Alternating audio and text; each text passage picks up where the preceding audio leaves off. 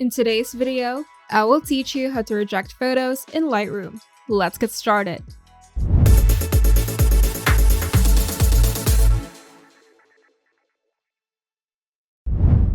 Rejecting photos in Lightroom helps you quickly filter out unwanted images for deletion or review later.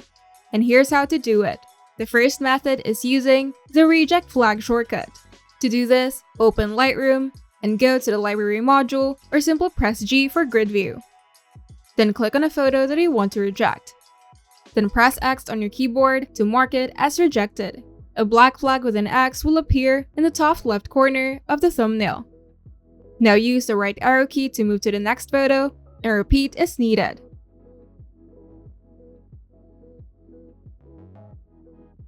You can also press P to flag a photo as a pic, or U to remove a flag. Now we're going to filter the rejected photos. To view only rejected images, click on the attribute filter in the library module. Then select the reject flag or X icon to show all rejected images. Now we're going to delete the rejected photos in bulk.